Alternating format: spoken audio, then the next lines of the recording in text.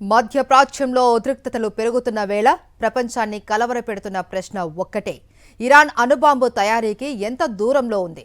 Uranium శుద్ధీకరణలో వేగం పెంచిన Iran అణ్వాయుధ సామర్థ్యానికి చేరువవుతుందా లేక ఇంకా కీలక దశలు మిగిలి ఉన్నాయా? దీనిపై ప్రత్యేక కథనం చూద్దాం.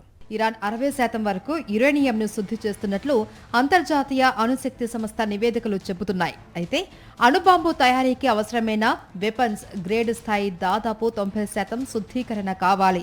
నిపుణుల అంచనాల ప్రకారం ఇరాన్ వద్ద ఉన్న అధిక శుద్ధీకరణ యురేనియం నిల్వలను మరింత శుద్ధి చేస్తే అణుబాంబుకు అవసరమైన పదార్థం తక్కువ సమయంలో సిద్ధమయ్యే అవకాశం ఉంది. అయితే అణుబాంబు తయారీ అనేది కేవలం యురేనియం శుద్ధీకరణతో పూర్తయ్యే ప్రక్రియ కాదు.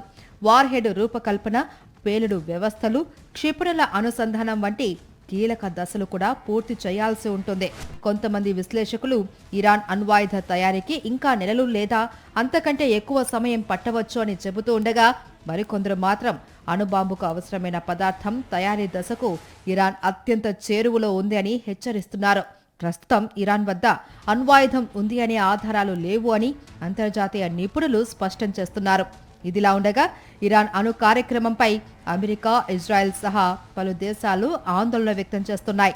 అణ్వాయుధ సామర్థ్యం సాధిస్తే మధ్యప్రాచ్య భద్రతా పరిస్థితులపై తీవ్ర ప్రభావం పడే అవకాశం ఉంది అని విశ్లేషకులు హెచ్చరిస్తున్నారు. మొత్తానికి ఇరాన్ వద్ద ప్రస్తుతం అణుబాంబులు లేదు, కానీ అణుబాంబు తయారీకి అవసరమైన కీలక సాంకేతిక సామర్థ్యాలకు దగ్గరగా ఉందా అన్న ప్రశ్నపై ప్రపంచవ్యాప్తంగా చర్చ కొనసాగుతుంది.